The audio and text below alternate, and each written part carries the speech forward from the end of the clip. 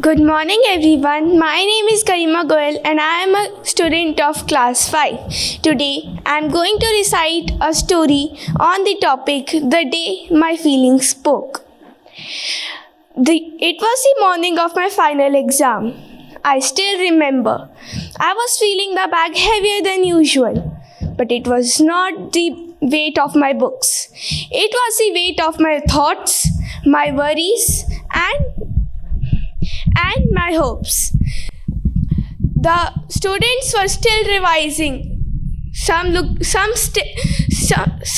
students still flipping through the notes one last time. Some staring blankly at the ceiling as if the answers might fall down from there. The paper was in front of me. I was scared. Before even the first question was read, my feelings spoke. The fear said to me, "What happened if you forgot all that you have studied? What if you don't even know one answer? What will happen?" Then the discourage spoke. It said that what will happen if you fail the exam? Your parents will have a shame on you. Then the discontent said that what will happen if you fail the exam? Everyone will say like that you have failed the exam. We will not talk to you. We will not be friends. Suddenly, the courage jumped in. It said, "Remember all your nights of revision. Remember the mornings that you spent revising. Remember it. Remember it." And I started writing. Then the hope spoke, tearing the discontent.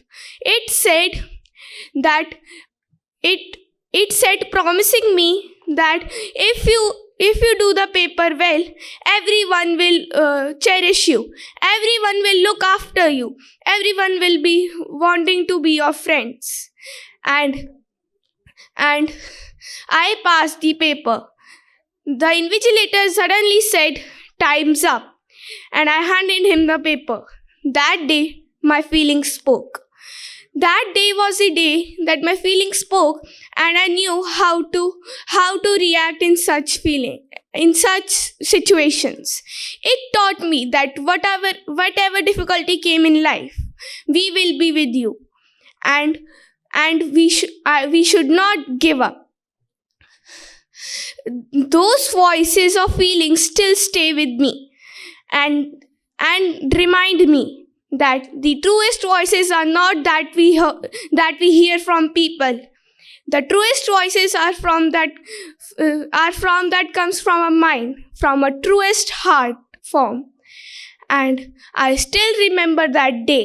Thank you.